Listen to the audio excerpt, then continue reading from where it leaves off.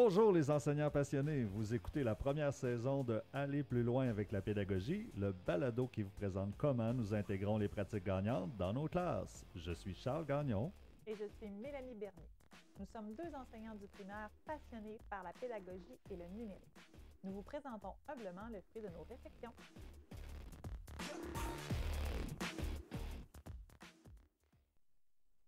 Bonjour, chers auditeurs. Alors, bienvenue à ce deuxième épisode du balado, Aller plus loin avec la pédagogie. Donc, aujourd'hui, toujours présent, Charles Gagnon, animateur, et ma chère collègue, Mélanie Bernier, co-animatrice de ton podcast.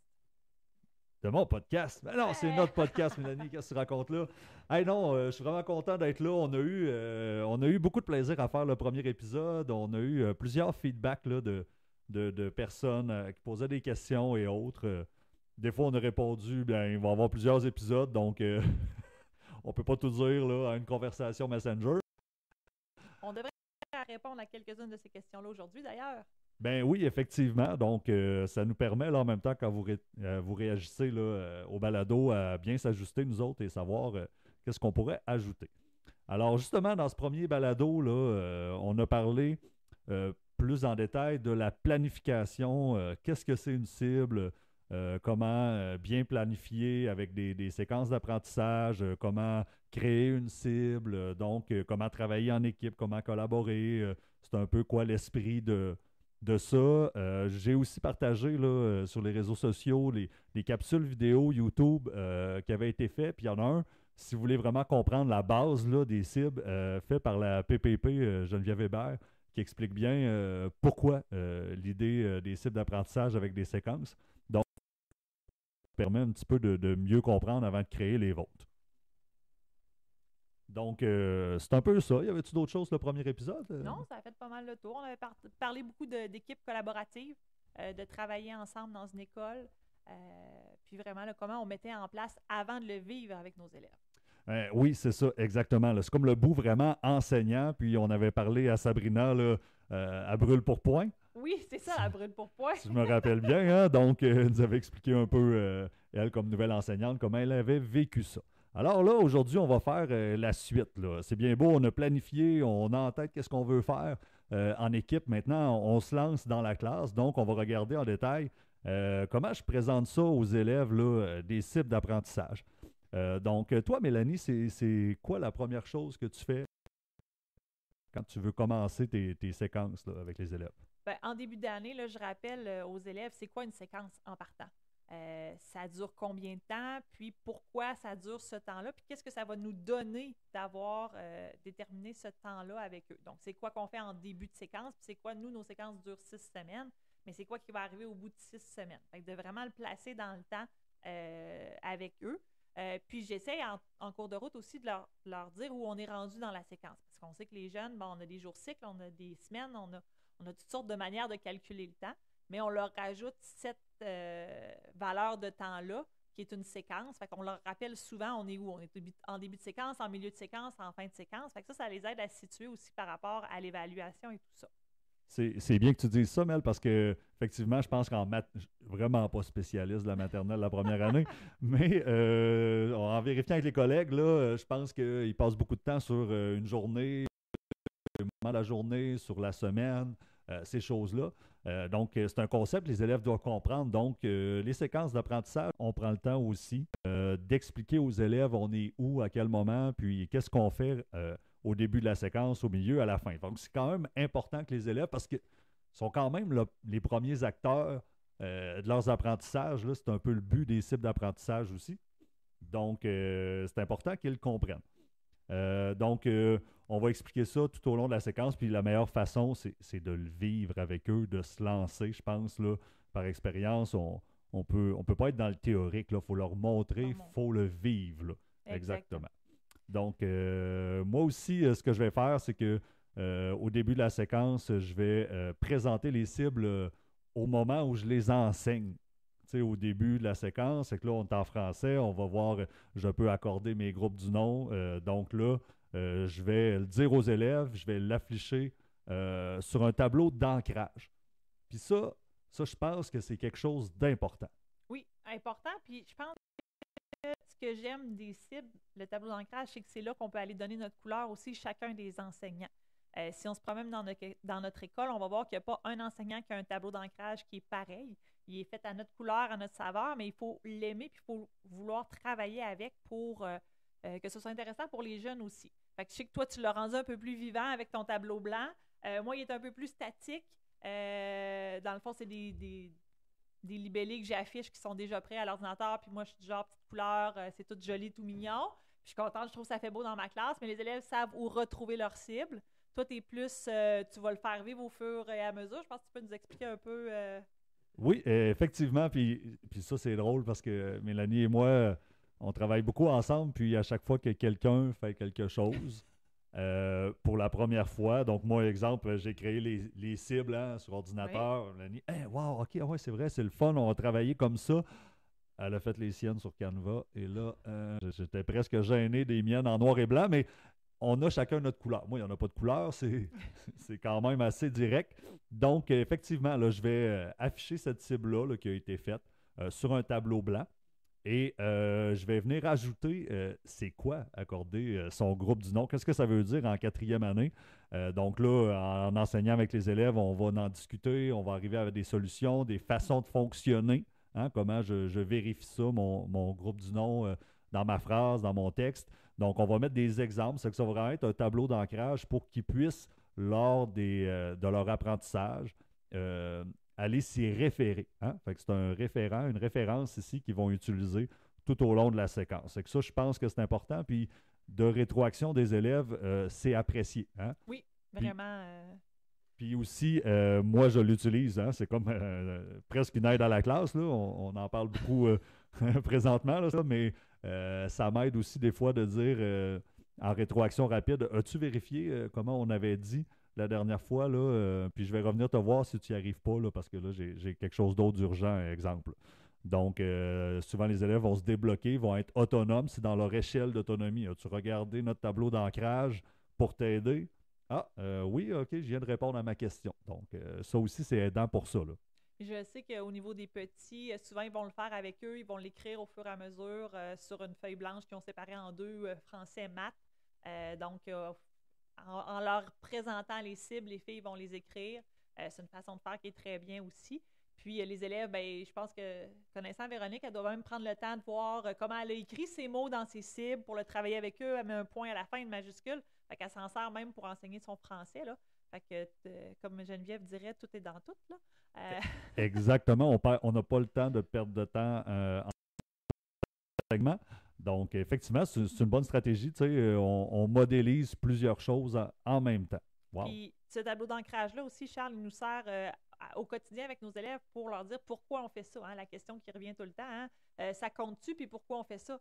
Ben, pourquoi on fait ça? Ben, c'est pour atteindre telle cible. Puis ça, de leur rappeler constamment, là, j'allais utiliser le mot en anglais, là, ça les ground, ça leur rappelle pourquoi ils sont là, puis c'est quoi qu'on vise pendant notre séquence. Là. Fait que je pense que c'est intéressant pour eux aussi de pouvoir avoir ce suivi-là affiché dans la classe. Exactement. Puis là, ça c'est une chose, un affichage, OK. Mais quand on est dans la compréhension de comment fonctionne une séquence d'apprentissage avec nos cibles, bon, donc là, les élèves au début de la séquence, nous, tu l'as bien dit tout à l'heure, ça dure 6 semaines, notre séquence.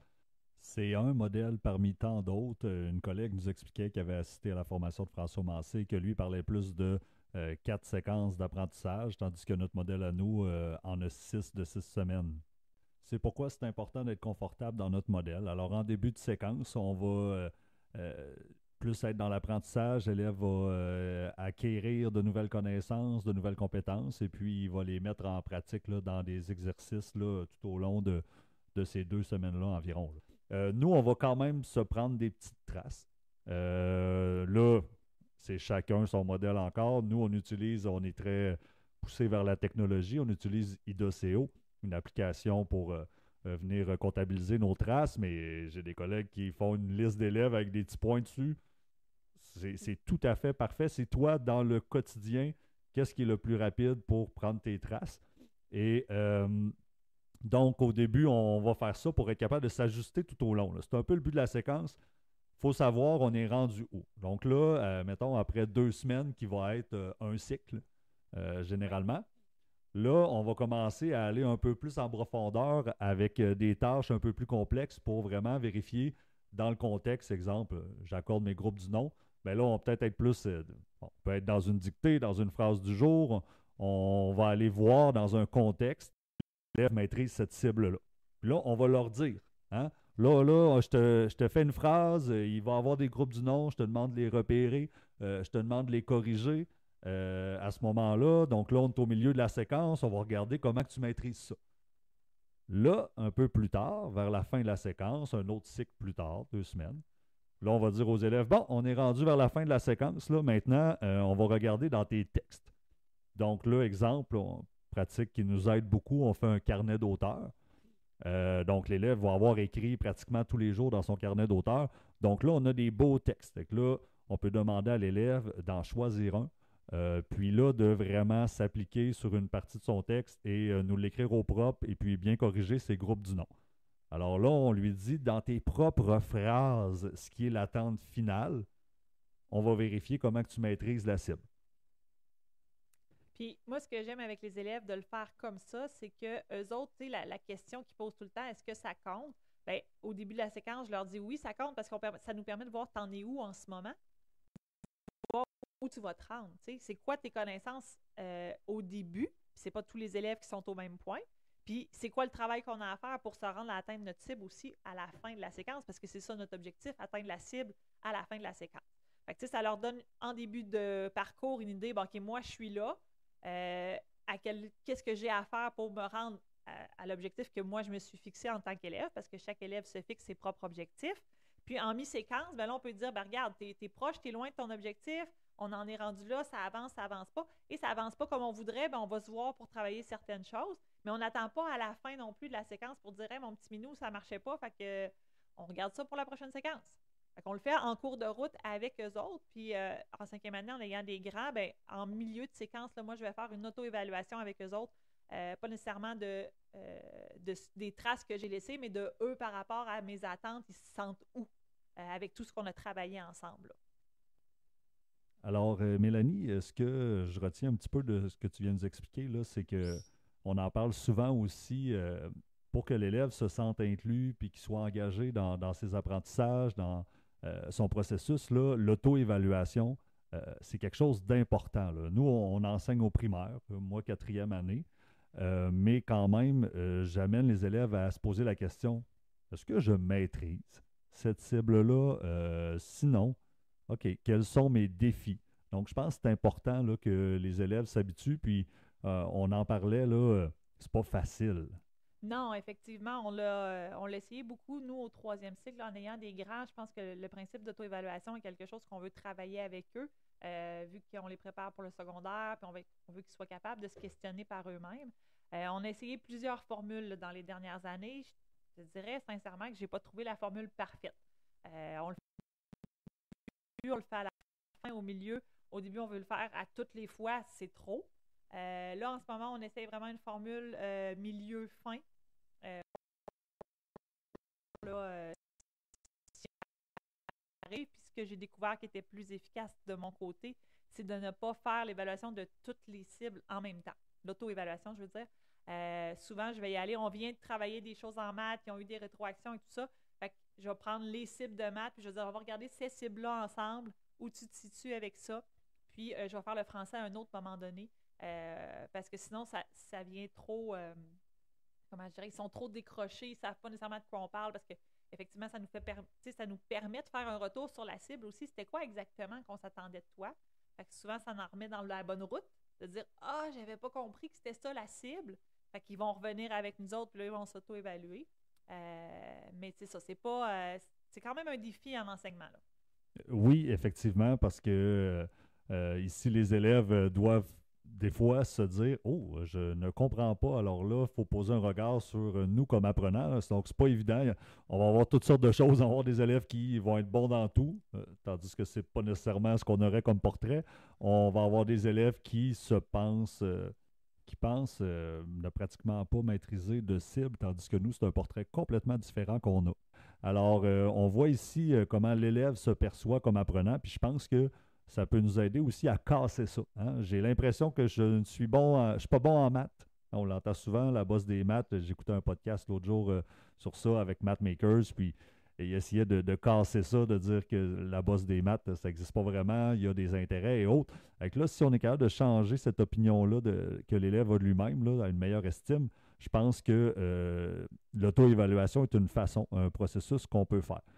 Moi, ce que je fais en quatrième année, à chaque séquence, les élèves ils ont une, une, une liste donc avec les cibles, là, un tableau. Puis là, ils vont mettre les traces qu'on a eues, puis ils vont mettre leur cible là, au niveau de l'atteinte. Puis là, à un moment, comme on dit, idéalement au milieu de la séquence, pour que les élèves puissent s'ajuster, hein, parce qu'il faut leur laisser du temps. Mais là, on va demander à l'élève de faire une première auto-évaluation. Qu'est-ce que tu maîtrises exactement en maths ici? Puis là, ben, nous, on va faire des sous-groupes. Fait que là, c'est comme facile quand j'invite l'élève dans une entrevue, dans un sous-groupe de travail, puis que là, il savait lui-même qu'il y avait une difficulté dans ça. Il vient comme positivement travailler avec moi là, à ce moment-là. Il ne se dit pas ah non, moi je pensais faire l'autre affaire, l'autre activité. Non, non. Il sait qu'il y avait un défi là, donc là, il vient puis il est content. Yes, enfin, je vais pouvoir améliorer cette cible-là. Donc, on vient engager les élèves. Mais on ne peut pas tout faire nous autres mêmes. Il faut qu'ils se posent des questions. Puis comme tu dis, Mel, c'est pas évident. Puis tu sais, des fois, c'est pas parfait, mais je pense qu'il faut continuer quand même, là. Puis je pense qu'il faut se donner le droit à l'erreur aussi parce que il y a une séquence qui va aller super bien. On va se dire, hey, je l'ai fait au milieu, je l'ai fait à la fin.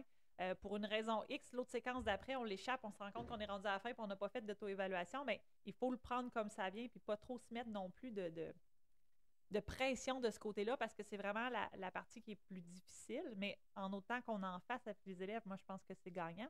Tu parlais des élèves qui avaient plus de misère, mais moi, je pense que aussi ça aide ceux qui sont plus en anxiété de performance aussi, de travailler avec eux. Il y en a pour qui c'est difficile d'aller dire, ben moi, j'ai de la misère là. Parce qu'au début, ils voient ça comme une note, l'auto-évaluation. Fait que de travailler ça avec eux, de dire, ben c'est pas parce que j'ai fait quelque chose que j'ai automatiquement une note là. Je peux être au milieu de ma séquence et dire, regarde, Mme Amélie, ça, je le trouve difficile, puis je vais travailler. Puis ça nuira pas à ton bulletin, ça nuira pas à tes performances, puis ça fait pas de toi une mauvaise personne ou quelqu'un qui est pas bon. Fait qu'on peut le travailler autant avec nos élèves qui sont très performants que ceux qui ont plus de difficultés aussi, là. Oui, c'est vraiment important, hein, c'est ça, différenciation avec tous.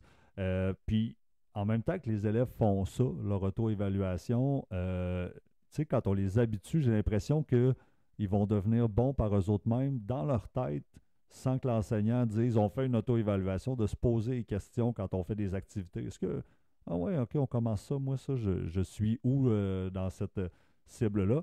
Fait que c'est important. Puis moi, comme enseignant, au même moment, ben, je dois dresser mon portrait parce que là, il faut que je regarde quels élèves je dois venir aider le plus, quels sont ceux que je ne vais pas faire répéter la même affaire tout le temps parce que là, ils maîtrisent, je vais les amener plus loin.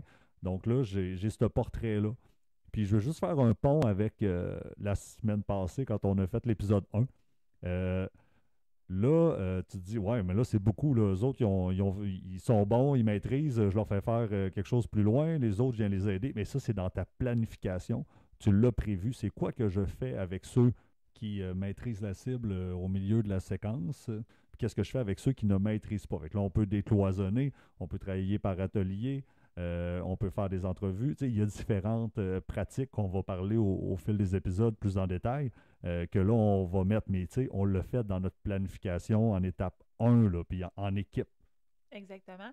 Puis, tu sais, là, nous, on est deux profs, deux enseignants des plus grands. J'imagine qu'avec les petits, l'auto-évaluation, ça peut être différent. Moi, je serais curieuse de savoir comment ça se vit avec les petits. Penses-tu qu'on serait à un moment pour faire notre capsule qu'on n'a pas donné de nom encore, là? On est-tu rendu là? Ah, je pense que oui. Oh, que oui, on est rendu au moment où elle brûle pour point, comme dirait Sabrina. Nous allons appeler une collègue, espérons qu'elle réponde, pour lui demander, on va aller essayer d'appeler Véronique Galland, une merveilleuse collègue enseignante de deuxième année d'expérience qui est une personne qui fait des pratiques gagnantes dans sa classe. Ça finit plus comment qu'elle est efficace. Donc, on va aller voir, on va lui demander un peu comme ça, à la dernière minute, comment elle fait ça. Oh, alors, C'est parti. On appelle, en fait, les ciblés, un groupe Messenger qu'on a avec nos collègues de deuxième année, Véronique et Sarah. On s'essaye parce que c'est vraiment des enseignantes extraordinaires avec les cibles. Oh! Est-ce qu'on a une Euh, réponse? oui, mais je suis dans le Allô, jus. qui est là? C'est Véro. Ah, c'est Véro. Hey, on a une petite question rapide, Véro. C'est Véro, mais Salut, on n'est pas obligé de vous voir dans la caméra. Oui, mais Ah, non. c'est bien qu'il y a une caméra, donc il y a quelqu'un qui s'amuse à se voir. Oui, bien sûr. Hey, Ah, Véronique, question oui, rapide. OK? j'écoute. On parlait d'auto-évaluation, puis là, on disait, ah, en deuxième année, c'est différent, les filles ont essayé des choses avec les cibles. Hey, moi, je parle comme si tu étais là avec nous autres, ça fait une demi-heure, là, tu sais. Mais Ouais, on c'est parle ça. des cibles d'apprentissage, auto-évaluation, on disait qu'est-ce qu'on faisait. Vous autres, comment que vous faites ça en deuxième année? Parce que là, c'est pas pareil, là. Ouais, ben nous, tu sais, l'auto-évaluation, souvent, on leur demande quand on est avec eux autres euh, dans, dans l'activité même. Là. Tu sais, si je suis en train de faire un atelier avec eux autres en mathématiques, je leur demande de voir, eux, dans quelle couleur ils se situent, puis qu'est-ce qu'ils en pensent. Là, parce que vu qu'ils sont petits, c'est plus difficile. Là. On a essayé, mais c'était pas ce qui était le plus gagnant. Là. Fait que c'est plus à l'oral là, que vous allez le faire, là. Présentement, oui, c'était plus à l'oral qu'on le faisait, puis on voulait les modeler pour être capable à l'oral de leur montrer qu'est-ce qu'ils peuvent dire pour que plus tard, avec vous autres, vous soyez capable de le faire plus à l'écrit. Ben, c'est ça, dans l'idée d'un processus, tu sais, sur 6 ans, ben effectivement, ça, c'est la première étape. L'élève s'habitue, puis toi, tu lui poses les questions, il s'habitue à entendre ça, ces questions-là, à se les poser, puis comment il peut On, réfléchir. Donc, on reformule ensemble, vu qu'on est en petit groupe. Des fois, il y a des amis à côté qui peuvent comme leur donner une façon de répondre. Fait que on le modèle plus comme ça en petit atelier ou quand on le fait en grand groupe, mais c'est vraiment là, tu sais, si je prends un enfant et on leur demande, mais on modélise beaucoup ce qu'on avait dit nous autres au premier cycle, ce qu'on voulait faire. Parce que ben, c'est assez difficile, l'auto-évaluation. mais je trouve que c'est parfait parce que si on regarde dans l'idée des cycles d'apprentissage qu'on veut faire en équipe école, ben là, on se pose la question, comment on fait ça, l'auto-évaluation en équipe école? Ben, au premier cycle, on y va à l'oral, comme ça, on habitue les élèves, les termes et autres. Deuxième cycle, on monte d'un petit niveau. Puis au troisième cycle, on augmente encore. Donc là, je veux dire, moi, je voudrais être prof de secondaire 1 puis recevoir nos élèves, là. Fait qu'on est sa coche. Ben là, je pense qu'on s'en vient, on s'en vient pas pire, Ouais. là, mais vraiment, il faut dire que c'est ça, avec c'est gagnant aussi, avec Véronique Sarah, on se réunit des fois des petits midis, hein, les midis ciblés, pour Oui, réfléchir, puis essayer d'essayer des nouvelles choses, là. parce qu'on a vraiment regardé, moi puis Sarah, avec les filles de première année, là. Puis c'est vraiment la façon qu'on s'était dit qui était le plus facile pour nous et pour les enfants de les modeler parce que de toute façon, ils sont pas habitués là, de s'auto-évaluer. Là. Ben, il faut commencer quelque part, hein? C'est pas enrichissant. Là. Ils vont te donner une réponse. On dirait que j'essaie d'en trouver une, je suis pas capable, là, mais ça ne sera pas élaboré comme réponse. Là. Fait que ce que nous autres, on veut, c'est de partir de leur réponse puis de continuer à formuler pour qu'il y ait un bagage, justement, de vocabulaire. Ensuite, quand ça va être rendu plus tard à l'écrit ou qu'ils vont être toutes seules pour le faire, mais ils vont être capables d'avoir quelque chose. Là. Mais sais-tu quoi? Moi, je trouve ça merveilleux. Je pense que c'est suffisant. Faut pas. Des fois, notre PPP nous le rappelle, là, arrêtez de vous enfarger les pieds dans le tapis, là. Hein? Une autre expression, on aime ces expressions dans ce podcast-là. Donc, arrêtez de vous enfarger les pieds dans le tapis, là, puis faites juste comme quelque chose de simple. Puis c'est déjà beaucoup plus que ne pas en faire. Ben, c'est très simple. Là. C'est quoi? Ça brûle pour le point là, qu'il y avait comme expression dans l'autre. Oui, Bon, oui, c'était Sabrina qui nous avait sorti ça. ça ressemble pas mal à ça. On le fait sur le moment présent, puis on en discute avec eux autres. Là. Ben écoute, c'est parfait. Puis écoute, Véronique, on ne dérangera pas plus longtemps. On sait que tu as beaucoup de tâches aujourd'hui. Puis je te félicite, tu as été merveilleuse. Après jouer à Uno, je m'en vais jouer à Frustration. Bon, hey, ça va être un autre jeu pendant les négos qu'on s'en vient pas mal bon pour jouer, je pense. Hein? On s'amuse à faire des maths avec des enfants de maternelle. Là. Oh, OK. Alors, je te souhaite bonne chance, puis j'espère que tu vas bien mettre la cible en place avant de commencer ton activité. Hey, je t'en reparlerai après. Je devrais être très bonne de me faire une rétroaction aussi, me regarder voir si ça marche au Presco avec un enfant qui n'a jamais vécu ça. Super, ça. Fait que tu nous tiendras au courant, là. On va ajouter ça à notre prochain podcast. Hey, fait C'est que beau. merci beaucoup, Véronique. Merci, Véro! Ça fait plaisir. À bientôt. Bye. Wow! Alors, une autre belle entrevue avec Véronique. Et là, si vous posez la question, Mélanie était très silencieuse dans ce podcast-là avec Véronique. Donc, c'est parce que Mélanie n'a pas apporté ses écouteurs. Donc là, elle n'entendait pas la conversation. C'était juste moi qui entendais dans mes écouteurs. Donc là, c'était un peu difficile pour elle de suivre, là, mais on va lui donner la parole là, pour qu'elle puisse nous partager. Là. Donc là, après l'écoute là, finalement de l'entrevue, Mel, qu'est-ce que tu en retiens? Ben, j'en retiens que ça s'adapte à tous les niveaux, ce qu'on fait. Puis l'important, c'est justement, comme Véro disait, c'est de se faire confiance. Puis c'est pas parce que les autres le font d'une façon qu'il faut absolument le faire comme tout le monde. Elle l'a adapté à sa clientèle. Elle s'est dit, je peux pas leur faire écrire, je peux pas leur faire colorier des couleurs. J'ai besoin d'être en 1-1 avec eux autres ou de le modéliser. Moi, j'ai bien aimé quand elle a nommé qu'elle le modélisait. Puis effectivement, ça nous prend des gens pour le partir, ça. Nous, on est avec les grands, on part dans nos grandes idées, mais ils ont souvent un véhicule qu'on oublie. Puis ce véhicule-là, ben, il vient de nos collègues qui sont avec eux plus jeunes. Là. Effectivement, c'est ça que je retiens. On reste dans les cibles, les séquences. C'est un travail d'équipe collaborative. C'est toute l'école. Donc là, on réfléchit puis on se dit, on commence où pour se rendre en sixième année capable de s'auto-évaluer? Est-ce que ça va être parfait en première, deuxième, troisième, quatrième? Probablement que non, mais le parcours scolaire des élèves n'est vraiment pas terminé. Hein? Non, c'est ça. Puis à entendre Véronique parler, je me dis que là, moi, je fais l'auto-évaluation, c'est souvent par couleur. Mais si elle les prépare comme elle le dit, dans quelques années, je vais peut-être être capable de les faire verbaliser un peu plus ou d'écrire un peu plus dans leur auto-évaluation ce qu'ils aimeraient travailler. Parce que pour l'instant, c'est vraiment avec nos couleurs de cible que je le fais. Mais elle m'a donné des idées pour essayer de les pousser plus loin dans les prochaines années. Là. Mais oui, c'est ça. Je vois tout de suite, là, à l'oral, au premier cycle, avec les couleurs, des termes tranquillement. Au deuxième cycle, là, on va y aller à l'écrit, avec des couleurs, commencer à mettre vraiment les bons mots, plus encore le vocabulaire. Et là, vous allez ajouter des rétroactions écrites là, plus complètes. Là. Ce serait vraiment un autre niveau de plus. Wow, alors c'est cool. Donc, c'est un peu ce qui conclut ce deuxième épisode. Donc, si on fait un petit résumé, on a parlé de comment on intègre dans la classe, là, concrètement, les cibles avec nos tableaux d'ancrage, là, Mélanie, qui sont faits un peu plus à l'avance là, à l'ordinateur. À l'ordinateur ou à l'image des enseignants, comme ils veulent le vivre dans leur classe. Puis ça me fait penser que ma collègue de cinquième année, pour l'instant, elle prend mes cibles que j'aimais plus. Parce que je les ai refait, bien sûr. Fait Comme qu'elle prend d'habitude. mon affichage que j'avais avant, mais c'est de l'entraide. Puis elle, ça lui donne un bon coup de pouce parce qu'elle n'a pas eu le temps de s'arrêter nécessairement à son visuel, mais elle prend au moins le temps de l'expliquer aux élèves. Fait qu'il faut y aller vraiment là, à notre niveau.